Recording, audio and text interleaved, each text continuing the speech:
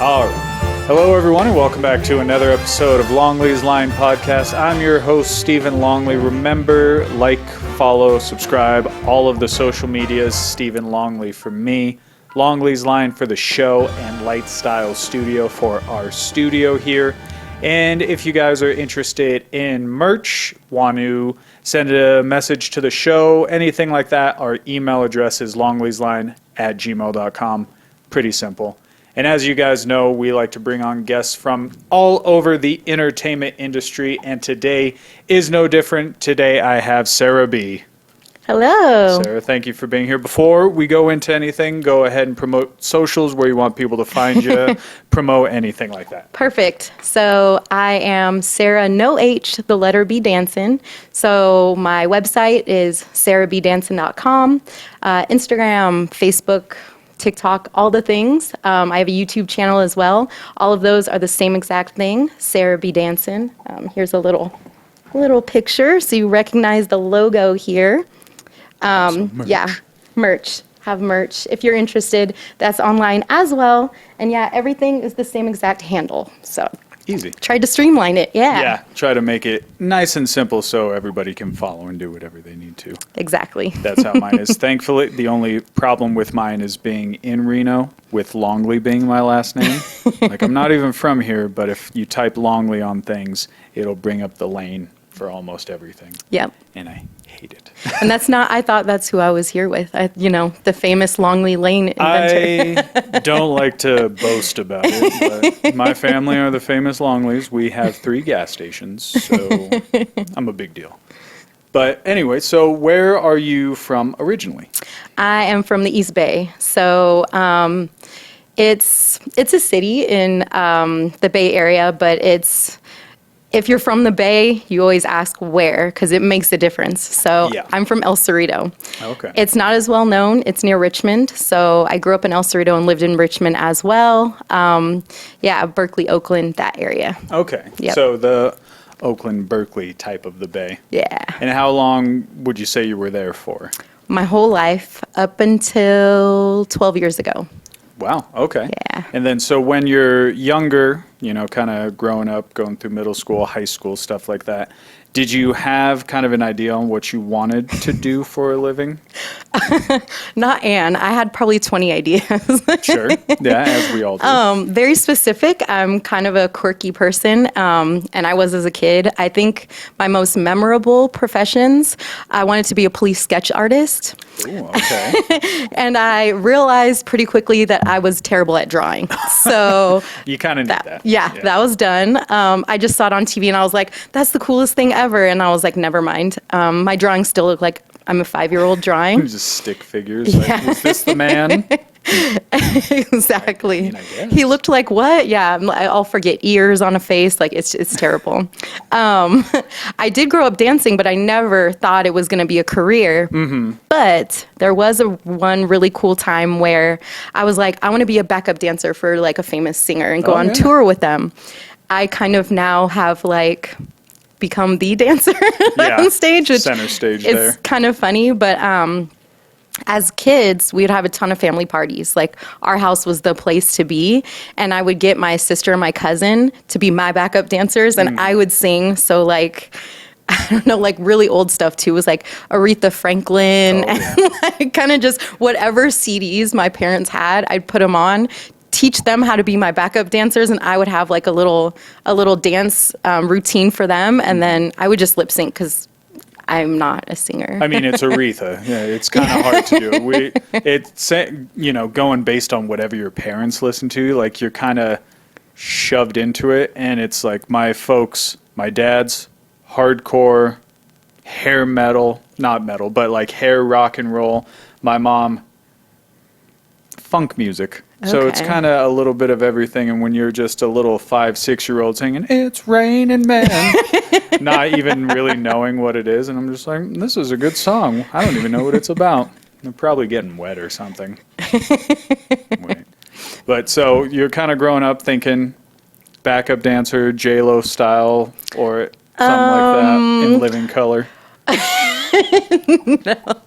I did watch some In Living Color, but I was thinking like tour and like big, like let's see, who I don't know that I think of anyone in particular, but like a Britney Spears type of thing. Like, Right. and it's funny because I wasn't even big into pop, but that's what I kind of envisioned. Like Christina Aguilera, I'm going to be up there, like, and I'm going to know all the moves and it's just going to be great. And that's what I thought for a little while. But then I was like, well, that's not realistic. I have to like do something and go to school or whatever. And, then I threw around a couple of random ideas, and my day job actually came into play, which is what I do now. A sign language interpreter is what I do. Oh, okay. Kind of in the daytime as well. And that's just because I grew up having a deaf person in my house. So grew up with deaf family, started sign language, got into that. And dancing still was just a hobby. I never thought it was going to be a career or a business. Yeah. Never thought you could really make any money from it, and then kind of fell in your lap. Yeah, it was kind of interesting because I moved up to Reno 12 years ago to be closer to my family. They had moved up when I was younger. And I was just like, okay, Reno, this is different. Yeah, this isn't Vegas. This vibe is nothing like Berkeley. So I was like, all right, cool. I'll just lay low. I'll do my thing.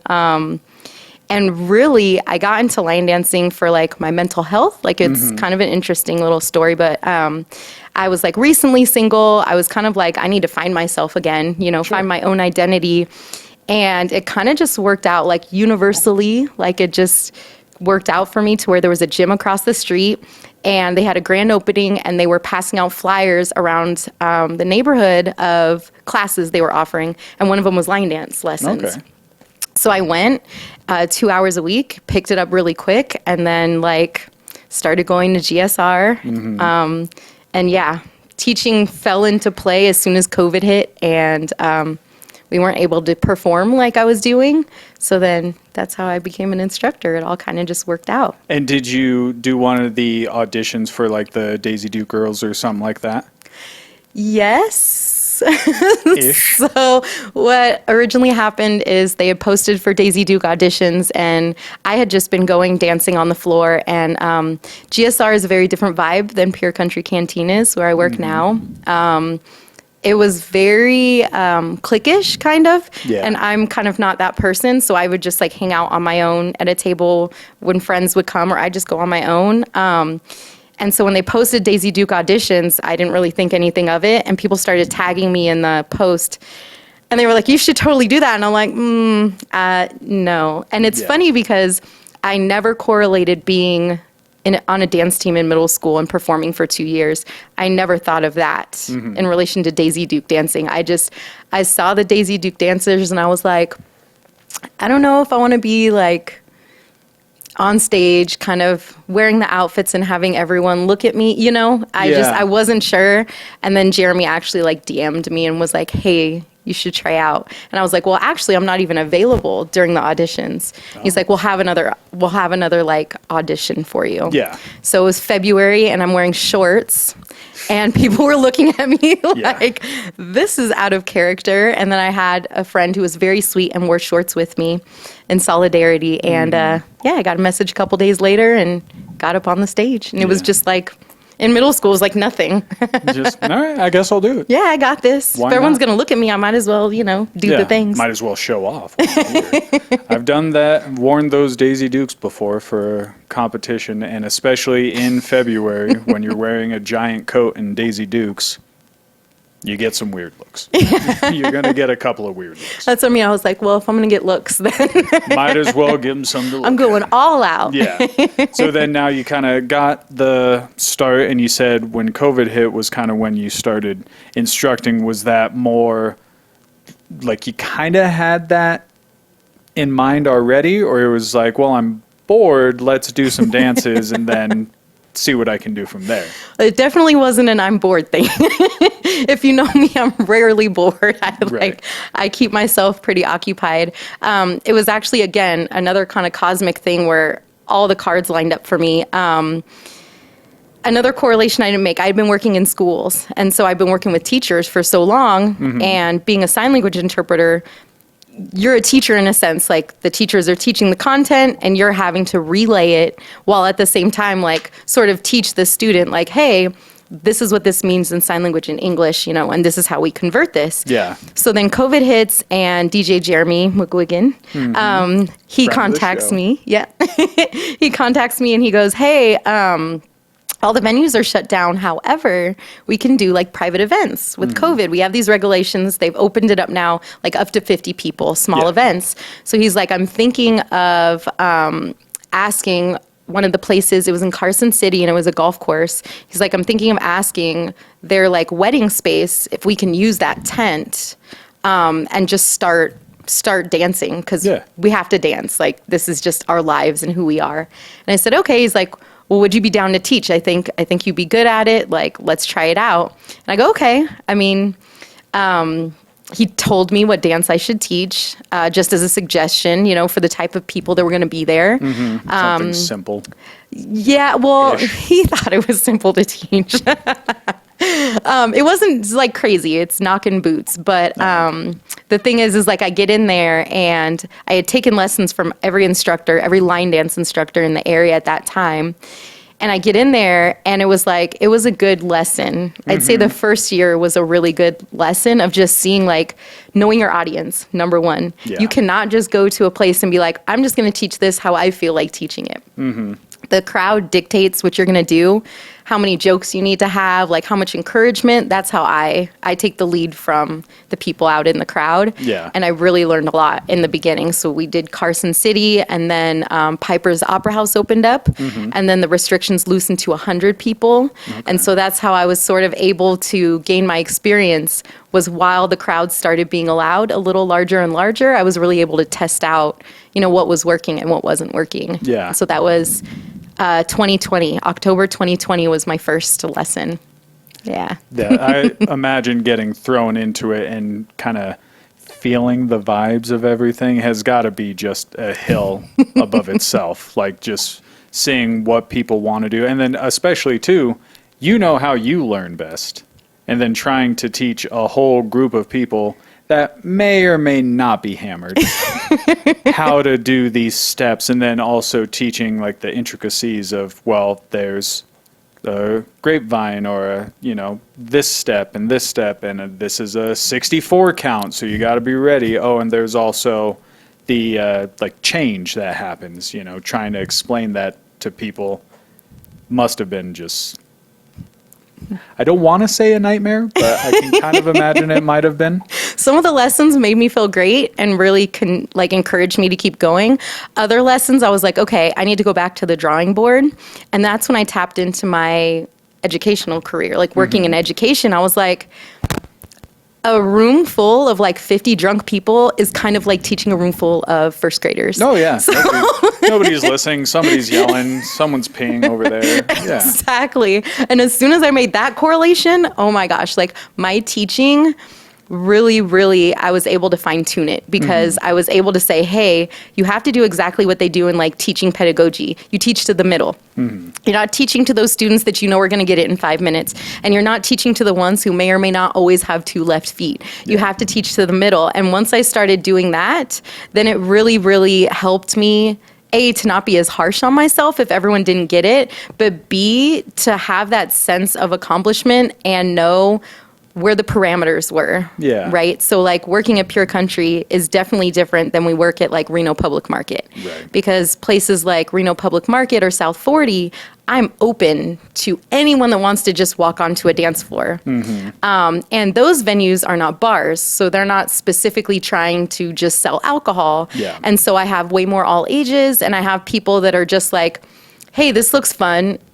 Am I brave enough to just walk out there? Right. Whereas Pure Country, they go there specifically for that. And so They're knowing it's happening. Exactly, a little less hesitancy. And so I really do love teaching beginners. And I love just showing people that it doesn't have to be intimidating, and no one's really watching you. They're all so concerned with themselves. Everybody's so concerned. They're looking at me the whole time. They're going to think I'm ridiculous. And you're like, no, they're not. No, not at all. Except for the people that are there, people watching. But guess what? You're one of like the 50 that they're also watching. Exactly. Like, you have to at least get the first step of getting out there. And to kind of go back on a similar with teaching note, just something I'm curious about. When it comes to like American Sign Language, when you said trying to teach, like a Spanish class, how do you go about doing, this might be a dumb question, but how do you go about like teaching Spanish words? Like, is it similar to how you would teach like an English word? So what's interesting is I was an interpreter for 11 years and then decided to go to college, back to college. So I've been a couple times. And when I went back, I learned so much about things like that. And it was a lot of interpreting I had just picked up, having deaf family, it was like, okay, like you have to do it anyway. But once I went back to school, it was more intentional delivery of message. We call it dynamic equivalence. So what you basically want to do is say, what is the experience like for all of these hearing people? I need to recreate that for the deaf person. Okay. So if I understand Spanish, my job is not to say, hey, they're saying this word in Spanish, it means this in English. My job is to equally confuse that kid if everyone else is confused, right? Yeah. So if someone is like, oh, gracias de nada, I'm going to literally just spell in finger spelling the letters GRACIAS, like gracias, and then turn to signal it's a different person responding, de nada.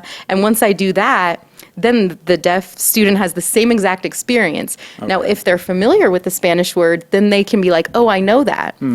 But unless the assumption is that everyone in the room is supposed to know it, I just deliver the message as it's supposed to be taught, because sometimes the goal of that teacher's lesson is to confuse the students and to see if those students are going to self-advocate by raising their hand and being like, I have no idea what you're talking about. Yeah. Okay, that makes sense. So you're just kind of playing with what the teacher's doing. Exactly, following their goals. And then when it comes to like having Spanish words, are they similar to where there is like a shorthand for certain things, like a thank you, but putting a little pepper on it for Spanish? Like, you know what I mean? Like, does that make sense? Where it's like you have the shorthand for it, except it's in a completely different language. Yeah, so I actually know a few people that do LSM, so it's the Mexican Sign Language. Okay. But there are variations all over the place. There's like Quebec Sign Language, which is obviously derived from French, which is also where American Sign Language came from. Okay. So we're more similar to French Sign Language than anything else, believe it or not. Okay. Yeah. And so what I had actually thought of, tapping into your question, is I was asked a while ago if I wanted to interpret a music concert, a performance. Oh, okay. Because people think, I'm a dancer, I'm on stage, I wouldn't mind doing that. Well, the amount of preparations is insane for that, because not only do you have to go through all the lyrics and be like, what is this, rapper, singer, songwriter meaning in their lyrics? And then what are they doing at the same time? Like, do I want the consumer or the people that are watching me to watch them or watch me? Like, is it performance or is it like a lyrical message? And so this particular concert was someone that uses Spanish and English back and forth interchangeably. Gotcha, okay. And so what I had thought of doing is actually maybe that's a bad word. Sequestering the help of a friend, like phoning a friend who uses LSM and saying, hey, I want to make this dynamically equivalent, which means I want to give anyone who's using my interpreting services the same experience as the audience. So I want to be able to have someone doing Spanish Sign Language when they're speaking Spanish and me do American Sign Language when they're speaking English, because then you're really giving that full experience. Yeah. And so that's kind of where I would go towards if I was hired for an actual event that's like, hey, we're going to do Spanish and English just, interchangeably through the whole thing. I would try to get the help of someone who actually knows that. Yeah, make it Spanglish. Exactly. And respect that there is a whole nother community here that I want to represent, because by them speaking Spanish, they're representing their community. I want to represent that in the deaf community too. That makes a lot of sense. Okay, because that's something that I've always, wondered, like when you have Spanish words and then the way that you're going to sign also puts off the tone and inflection of how things are coming. If you're more upbeat, it's happy. If it's more stoic, then it's serious. Or if you're dancing, you're dancing. Yeah. Kind of thing. Okay. And it is similar, line dancing versus Latin dancing, because I have background in both. And when I Latin dance, the hips come out, way more. You kind of exactly. But also, like the most difficult class I've ever interpreted was Latin. Sure. And that teacher did me no favors. So all I did was I took the book and my assumption, because it was such a high level class, was that the student understood. And so what I basically I would look at the book and be like, all right, we're doing line 79. And they would just read what was said, because there was no way I was going to butcher it so badly. Right. And for them to just watch me say letters and letters that don't make any sense, I was like, okay. So things like that with Spanish classes, it's like, okay, teacher said open the book to whatever page, and I'm just going to spell it. Even though I do have minimal fluency in Spanish, it's still not my job essentially to translate. But we do have trilingual interpreters and stuff like that who make a ton of money. Oh, I'm sure. Yeah. It's like somebody that can also speak multiple languages. That goes a long way on your resume. And then now to go back to the dancing portion of it. So when COVID was around and, going to Piper's Opera House and everything like that, when was it that was that around the time when it became more of like a job, when now you're helping teaching as opposed to now you're the full-blown instructor? I was the full-blown instructor from day one. The entire time. When Jeremy said, can you teach? He was not going to teach. That was his goal, at least the way I understood it, was like, I'm going to put you out there. And so he was presenting me as dance instruction by Daisy Duke dancer Sara. That's how he was introducing me. Right. And then the next year, by 2021, I had realized, like, okay, I can stand on my own 2 feet. I understand how this works now. I understand the crowds and the vibes and where my limitations may be personally, or what the limitations are, venue-wise, age-wise.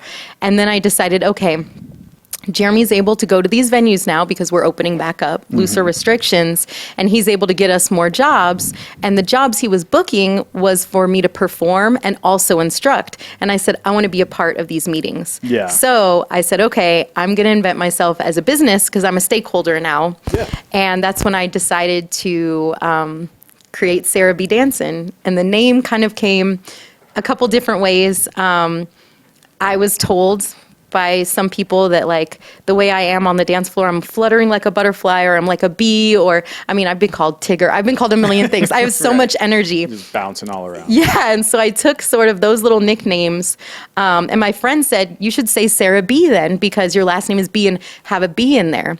So my original logo was just Sara B with the B, and then Dancin', and the reason why I picked Sara B Dancin' is because it also is a nod to, like, the East Bay, like, our culture and stuff like that, like Sara B Dancin'. Like, I got hip hop, I got African dance, jazz, ballet, all of those backgrounds. And so I was like, okay, I don't want to pigeonhole myself to country because I'm not super country. Yeah, I'm right there with you. Like, I'm most comfortable in my cowboy boots, but I also have a fitted Niners hat on or something, and if I don't have to tuck my shirt in, I won't. That kind of thing. That makes a lot of sense. And I like the logo idea with having a bee in it.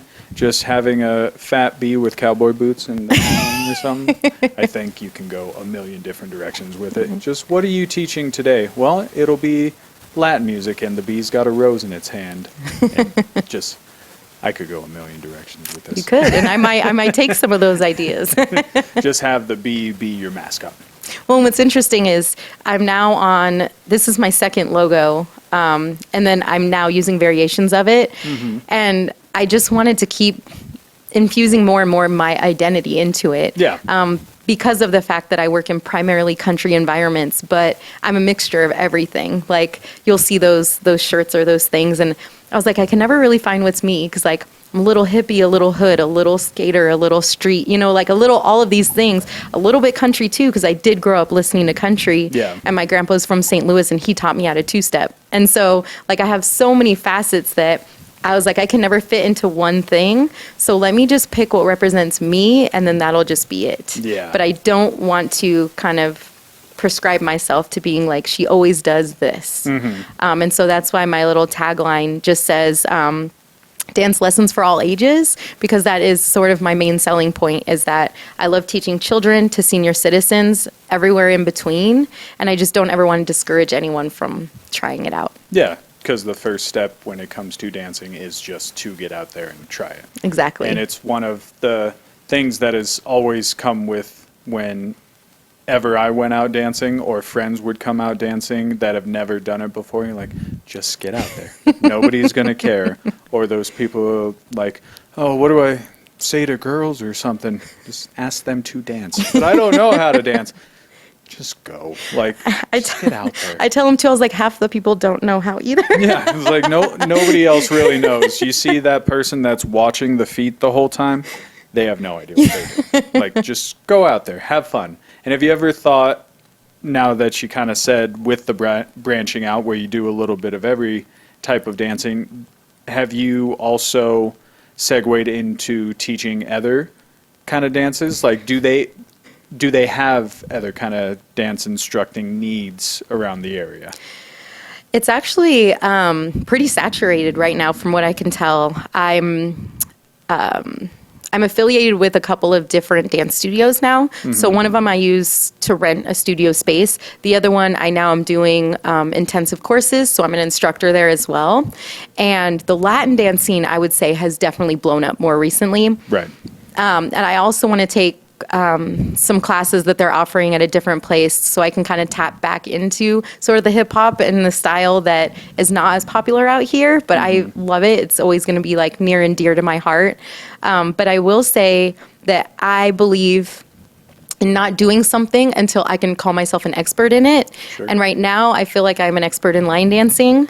I will teach country swing foundations, but I will only teach the foundational steps. Mm-hmm. And I'll only teach the moves that are considered a little more intermediate if that person has taken foundations with me. Right. But I tend to want to leave that more to people who feel like that is their expertise. Yeah. Whether or not, they've danced as long as I have. I mean, I've been dancing my whole life, but professionally 10 years. Mm-hmm. I feel like it just makes me feel more confident to know that what I'm teaching is something that I have such extensive knowledge on. Yeah. That even if I'm having a bad day, I know where to pull the knowledge from, Yeah, because it's always right there. Mm-hmm. You've got it ready to go. Yeah. And then it comes with it too, just even going on like two-stepping. So many people know the basics, but all have their own different flair. There's variety all over the place. With everybody. You see that person that's two-stepping, you're like, are you sure you're not six-stepping with how fast you're going to this song? This makes no sense. Or, with the swings. Like, some people do it, some people don't. And do you have a way where you do your own specific style for it? Or kind of what people feel and what they've seen, you'll more build upon it? It depends on what their goals are. So when I do a private lesson, for instance, yesterday I had a private lesson and I call it doubles because to me, some people dance together and they're not couples. So I just call it doubles or partner. And I asked them, I said, do you want to learn new stuff? Do you want to brush up on old things? Just solidify what you have? And they're like, both. So I start a song and I say, okay, just show me what you got. Yeah. And what I like to do is not necessarily reroute someone in areas that they feel confident, but just kind of provide consistency for them. Sure. So if they're not adding two-step into country swing, which are two different styles, they do that all the time here. They mix the two together. But if they're keeping those separate and they're only doing country swing type of moves, then I will show them it's a country nomads method. Basically what you're doing is you're taking steps going across and you're just interchanging with your partner in like a pentagram shape. And so I will show them that footwork because it makes it a little easier to transition with your partner. And then after that, you add in moves and you take up a little bit of a different space. Yeah. But if people are interested solely in two-step, then I teach them the progressive two-step or on the outside because you're just constantly traveling. But again, I don't like to do anything too advanced because I don't feel like my area of expertise is necessarily teaching those things. Yeah. It's just foundational stuff, which I did take intensive workshops going to dance conventions for instructors. To be ready. Exactly. Yeah. So sense. Like I said, I just like to make sure that whatever I'm putting out there, I can stand by. Yeah. You want to make sure your work speaks for itself. Exactly. And then does it come with kind of do you interject like the courtesy aspect of things? Dance etiquette, yes. Where, comes in, you watch out for the people around you. You don't start throwing somebody around when you're this far away from everybody else. Do you kind of incorporate that at all? I definitely try to incorporate dance etiquette due to what I watch every night. Mm-hmm. So the unfortunate part is, as with life, you can only do so much. You can only say so much. People are going to choose to do whatever they want. And these newer generations that are coming out and dancing, I love them. I love that they're becoming interested in dancing. But I think the way things are now in the dance scene, there's been a big shift towards convenience. Mm-hmm. And so a lot of them are watching, 30-second to 1-minute videos on social media and being like, cool, I've got this. Yeah. A lot of people, and of course, I don't want to say everyone, but there are a lot of people that are going towards that where it's like, I don't need to take formal classes. And so they're missing the dance etiquette piece because they're not taking formal lessons. Mm-hmm. And at least in my lessons, I can speak for myself. Whether it's line dance, partner dance, or, two-step country swing, I always infuse them with dance etiquette because it is part of the learning process. Yeah.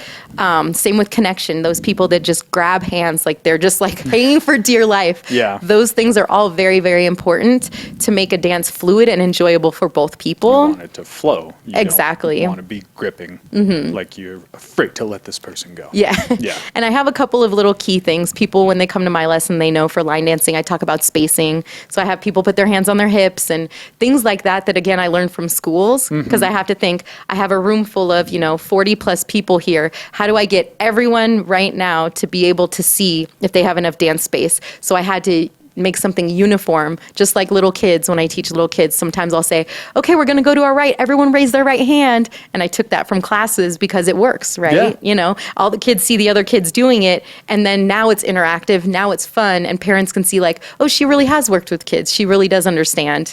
You can't just, lecture to a kid for 25 minutes. Yeah, they're not going to get it. Exactly. And especially when you're out in a big group of people, you just know courtesy-wise, don't bump into these people. Everybody's trying, and if it's an accidental bump, it always happens. But those little bits of etiquette, like you see somebody struggling, help them out a little. If you know the dance, you can move.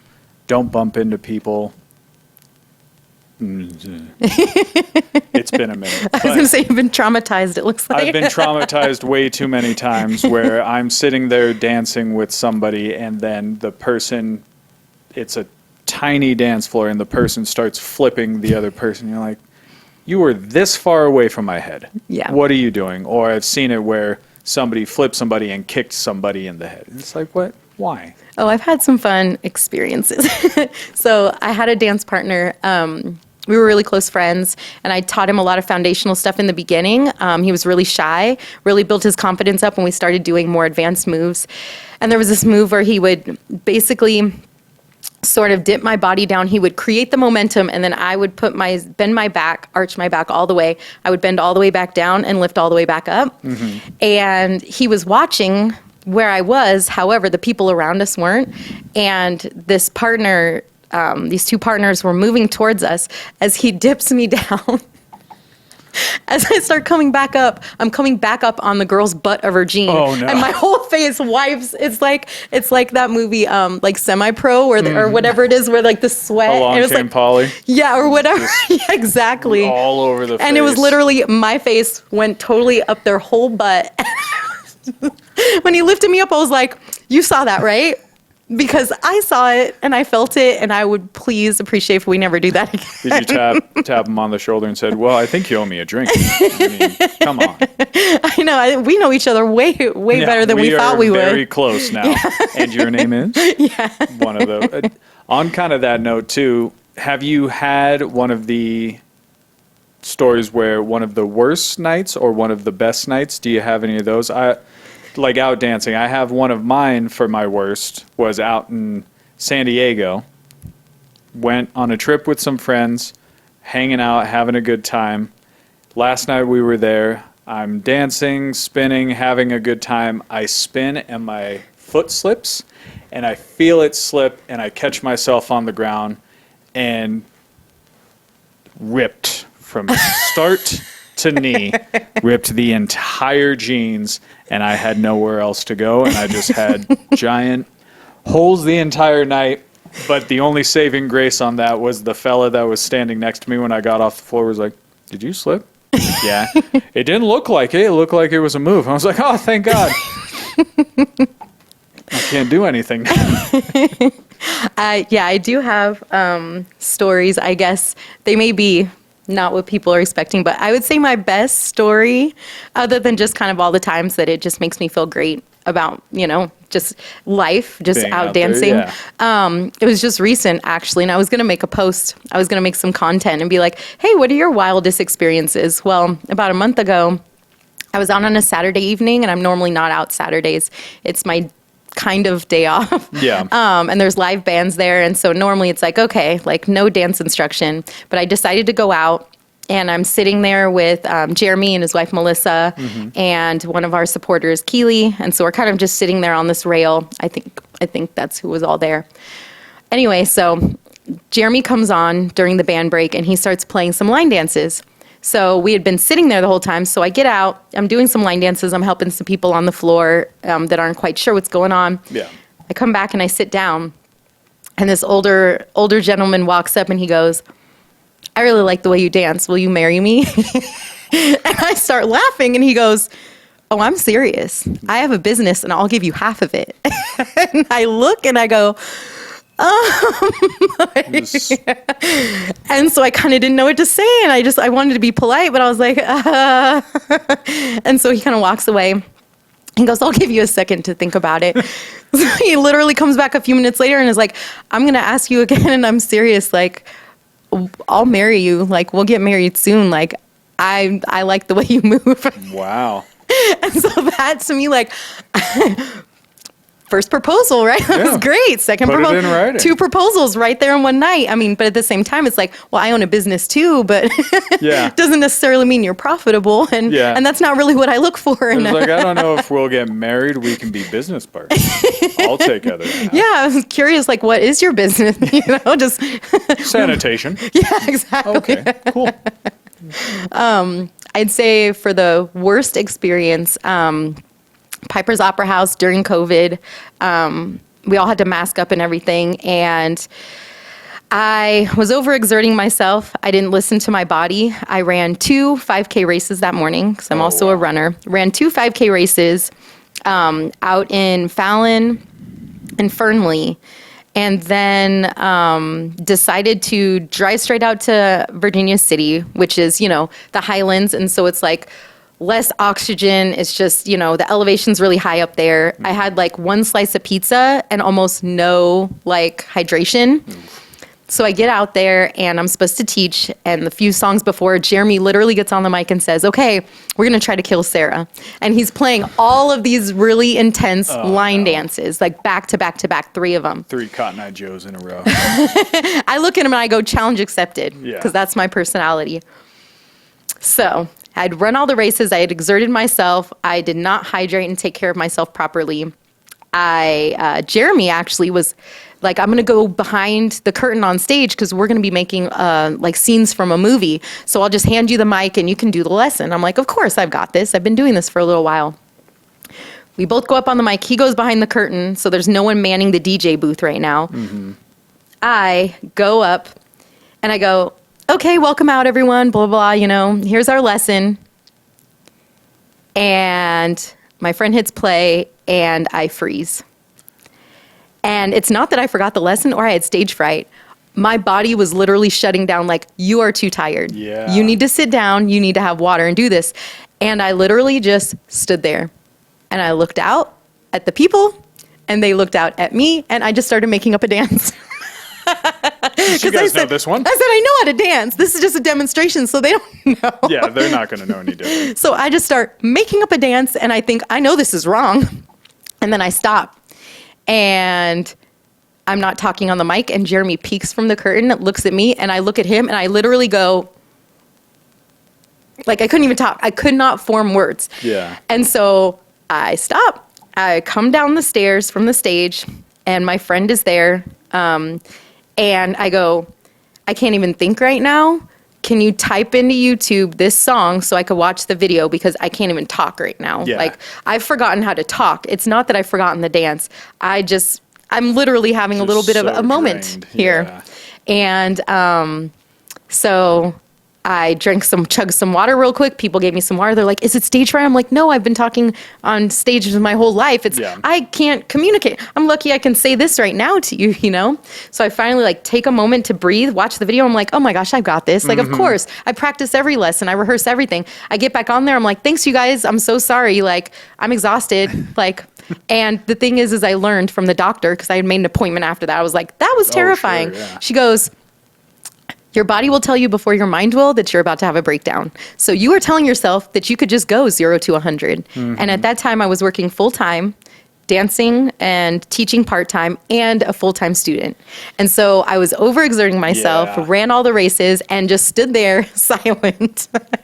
And now I laugh because I know better now. Oh, yeah. But everyone was kind of like, what is happening? They've never seen it happen before. And I was like, okay, like, you know what? I'm not embarrassed to admit that, like, I overworked myself, and I will not do that again. Yeah. So I've actually cut down. I don't really run races anymore because I'm preserving my body for the business now. Oh, sure. But yeah, I used to run races like every month. And now I'm like, nope, my business and everything's means more to me than running the trails. Yeah. When your business now is mainly you working your legs and cardio the whole time, adding extra cardio and all of that can definitely, I would imagine, take a huge toll. Exactly. After a while. Yeah. You want to preserve it. You want to make sure you're good to go. Yep. And kind of to go based on like the business plan, when it comes to coming out for a night and you're, deciding this is the dance we're doing, how much prep really goes into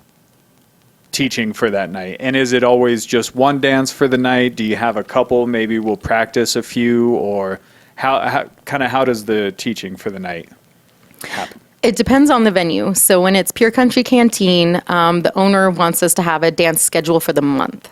And so that takes a ton of planning, because any given month, I work there 3 days a week, and there's, say, 5 weeks roughly, so about 15 lessons, give or take. So for those lessons, what I try to do is I ask for song requests or dance requests from the community, because I do want to give them, what they're looking for, so that they keep coming back to me, but then also so that they can see I genuinely do care about teaching what is, need-based. Yeah. And then when it goes to other events and venues, it's more so like, what have I taught in months past? I want to teach a beginner lesson, but I don't want to keep recycling the same one. Yeah. So for a beginner lesson, if it's brand new to me, probably 15 minutes or less for me to teach myself. I read what's called a step sheet. It's basically all the dance moves written out, step by step, count by count. I try to always go by the choreographer's video if they've made a video, so I can really stay true to the original formatting of what the dance looks like. Yeah. And then normally what I'll do is, it's a little bit of a secret process, like I've trademarked the way I teach, but I will run through it. I dance it by myself until I can't mess up anymore. Then I start adding the words, and then I play the song, and I say the words as I'm dancing, and that's the most difficult part. Yeah. Right. Having to talk and make sure you're doing all the correct steps and getting everything going for it. Yeah, I would so imagine beginner that's tough. lesson, probably 2 hours max prep for the most part, unless there's some tricky stuff, but beginner lessons typically not. Intermediate or more advanced, I try to spread that over multiple days, Yeah. because I don't want to get overwhelmed, because I'm teaching about 6 days a week now, give or take. And so intermediate can be about 4 hours prep, sometimes more. Yeah. So there's a lot that goes into it. Yes. It's not just doing it. You have to explain and go into it and everything. Like when I was coming up learning how to do all the dances, YouTube was my best friend. And we would do it where me and a couple of people, we'd get a YouTube video. There's a group of these older Asian ladies that are just in a dance studio, and they teach you the entire time, and we're just there stepping on a back porch, figuring it all out, and they're like, all right, we're ready to do this. And then we get out there, forget everything we just learned every time. And do you have a favorite or a couple favorite songs that you like to teach? That I like to teach. For beginners, I like to do K is for Kicks. It's kind of my go-to. It was choreographed by Christopher Gonzalez, who's in Sacramento. So I kind of like to always, support local when I can. Talk about Tigger. Chris is just a ball of Oh, yeah. energy Yep. the entire time. Yeah, we dance together at some of the stuff. And so K is for Kicks I really like because it goes to multiple songs as well. I teach that to my senior community and my active 55 and up community, and it's one of the favorites.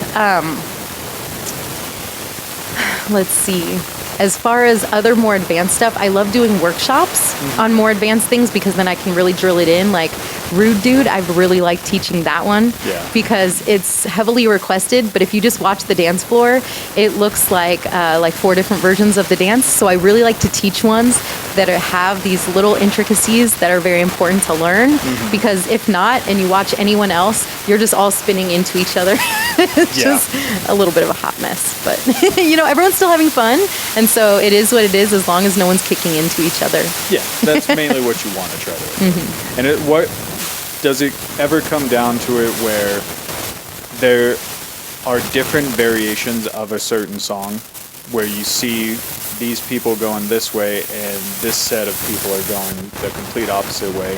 Do you ever just kind of throw a dart at the wall and it's like, we'll go with this one? Or do you do what's most common or anything like that? It depends. And also adding on to the last question really quick, I love teaching my own dances. I choreograph some. So There we go. Even better. Teaching my own dances, I will say the feeling I got when my dance was in a competition and watching all these people do it, that was amazing. So as far as variations, we have something called splitting the dance floor. And I actually am a supporter of splitting the dance floor as long as it's done in a respectful way. Yeah. So there is a dance to the song American Kids. We have 2. The kind of old school tried and true in Reno is called Ghost Train. So that one moves in one direction. And then you have American Kids, the dance, and that goes on another different direction. One has restart, one doesn't, all of these things. So it's different difficulties in a sense. Yeah. And so typically, if you're working with a DJ who knows what's going on, they'll call out and say, okay, next up is American Kids. If you're doing the American Kids dance to the left towards the doors. If you're dancing Ghost Train, go to the right. But then that requires that people actually know what the dance is called. And a lot of the times they'll just recognize the song, watch people do a few steps and say, oh, I think I know that. Yeah. There is the dance has become super popular called Austin, thanks to TikTok. Dasha kind of blew that one up. She created the dance and the song, and she originally created it as a one wall, which is pretty rare. Yeah. One wall means you do the dance, the entire thing is finished, and you're back at the same front wall, so you're constantly facing the front. Well, people had asked her if she could make it a 4 wall because people wanted to move around the dance floor. Against what her original choreography said, she went ahead and made it. And so now there's kind of this little disconnect where we have some people doing the version that was originally made the way I taught it because I followed her choreography, and then now these other people switching. And so it does become hectic. Yeah. But again, it's kind of like my main goal is I want everyone to enjoy themselves, but I also want them to just, like I said, keep in mind that other people want to enjoy themselves too. And so know that, the dance floor is a shared space for all of us. Yeah. And just kind of like be respectful of a dance that was taught. You know what I'm saying? Because the thing is odds are if I've taught it, it's going to be kind of the majority dance of what's being done. So if you're doing another version, cool, just make sure you're off to the side because these people worked really hard to come to the lesson and learn it. Yeah. And, you probably worked really hard teaching yourself as well. It's just, let's coexist. Yeah. Let's all share the space together. Yeah. Which falls short for a lot of people, but for everybody else, they understand what to do. I can only do so much. You can't control people. But then, so how did coming about creating your own dance go?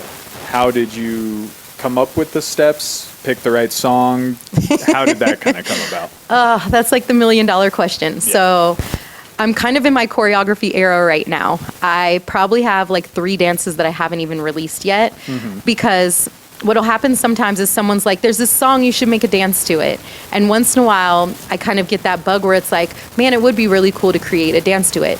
But if it's forced like that, it normally doesn't become as fluid of a dance. Yeah. And so my very first one ever is called Batty, and it's to Cowboy Killer by Ian Munsick. So I love him. That was a no-brainer. I love Ian Munsick. So hearing that song, I was like, ooh, I'm going to make a dance to this. I looked it up online, and there was about 2 or 3 on Copper Knob, but none that had taken off. Yeah. In the sense of like Reno was not doing it. And the DJs had not yet played that song, so they hadn't introduced it as a line dance or swing dance song yet. So I was like, this is where I have to like take the opportunity. I played it, and I just I record myself, and I let my body just kind of move to what makes the most sense. That dance ended up being more involved than I thought it would be. So it's like a phrased intermediate dance, 64 counts, and it has a tag and all of these things, but it's still my baby. I love that dance so much. And I'm going to reintroduce it again just to kind of give people that chance. I'm going to put it back on my intensive class calendar and things like that to teach on the side. Some of the other dances, I wanted to go non-country. So RFI is another one of my favorite ones. There was already a dance called Ready For It, and there's other songs called Ready For It. And so I was like, okay, I had talked to a friend, and they were like, why don't you just call it RFI? And I was like, that's perfect. Yeah. Because everyone will know the difference between RFI and Ready For It. Yeah. And then that's when I had the opportunity to judge a dance competition, and they said, you get to pick the songs and dances. And I said, well, RFI is going to be one of them. There you go. And so that was really sweet. I loved that. And the moves, again, just kind of came to me. I try not to repeat too many of the same moves. I try to tap into my extensive background and add in kind of the African jazz, ballet, hip hop, and everything. Thank you, Miss Holton. She was the one that taught me all that. Shout out Miss Holton. Shout out Miss Holton. She traveled all over Egypt, I found out. And that was my dance instructor. It was crazy. Oh, yeah. Yeah, and that's just how it got created. I record myself, I put it together. And creating a step sheet, oh my gosh, that's a whole nother ball game. I can only imagine just getting all of the steps in there. Yeah. Like, it's funny too when it comes to how dances get created and when you don't expect them to happen. Like Sugar Honey Iced Tea, Charlie Wilson is one of my all-time favorite singers. And then just to know that there was the line dance that went to that song, and now it's one of my staples whenever I'm with Jeremy or somebody knows that I'm there. They're like, Sugar Honey Iced Tea. It's coming right up. And it just flows really well that you wouldn't expect because of the jumping of genres, which I'm okay with. I love that song and dance, and I love that we do have a mixture. Yeah. When people say, hey, it's just country line dancing, I'm like, nope, it's line dancing. And I love that there is variety because it brings more people together. And if you think about it, the electric slide was one of the very first line dances, and that's not country at all. No. I mean, yeah, we do Shania Twain for it now, but the original electric slide is sort of this little pop funk mixture going on. It's electric. Yeah, exactly. Yeah. And most people probably don't even know because they No. associate the Shania Twain when we do here in the area. Man, I Feel Like a Woman. That in people's mind is the staple. But really, if you think about it, it's been done at weddings forever. Yeah. It's the same with like the wobble or a Cupid shuffle. Like those are incorporated in line dancing, but they are the farthest thing from country you've ever heard. But you go to any sort of country bar, it gets played. Exactly. And those people will bully you to go and do the wobble every time you're there. Or if you're on stage, you just end up doing it every Like, I have to for the third time tonight. That kind of thing. Well, Sarah, on that note, we're coming to the tail end here. Before we get you out of here, one last question is, you've kind of already touched on it, but a more general way of saying it. So what's next for you? What do you have coming out that you are working on, or any future endeavors, anything like that? So we do have the Reno Rodeo coming up. The Reno Rodeo 2024 is going to be June 19th through June 29th, and I am a Daisy Duke dancer as well as being an instructor. So for that entire event, we have all 11 nights booked in the Coors tent, and I will be up on stage dancing alongside DJ Jeremy McGuigan and my other Daisy Duke dancers. I'm holding auditions this Friday, so I get to pick some girls that get to headline that with me. We have Night in the Country coming up, and that's in the tail end of July. I'll also be up on stage and kind of just hanging out there, doing our thing. There's other events coming up. I'm not sure if I'm able to mention them, but if you follow my social media, then you'll be able to see what I have in the works. The city of Reno for the month of May has hired me as well for Older Americans Month. So every Thursday from 3 to 4, I am doing line dance lessons for our senior population. And yeah, I have 3 days a week at Pure Country, Sunday, Wednesday, Thursday. Reno Public Market once a month, South 40 for the Western Fest. Nice. I'm all over the place. Yeah, bouncing all around, staying busy. Yep. So if you know everything here, you missed out on the auditions. It'll come out after. Yeah. But everything else, we keep an eye out for. And on that note, go ahead and promote your socials so people can follow and keep in touch and see every which way, everywhere you're going. Yes. Everything. Sara, Sara, no H, the letter B, dancing. Again, got the little logo going on here. Sara B dancing, if you could see that. YouTube has more tutorial videos than anything else. My Instagram is just kind of what I do every day, along with my Facebook. My TikTok has a lot of demonstration videos of the dances. And then my website, sarabdancing.com, that has all of the videos to kind of preview and see what dance lessons look like, and for you to book private lessons or events. I love doing events.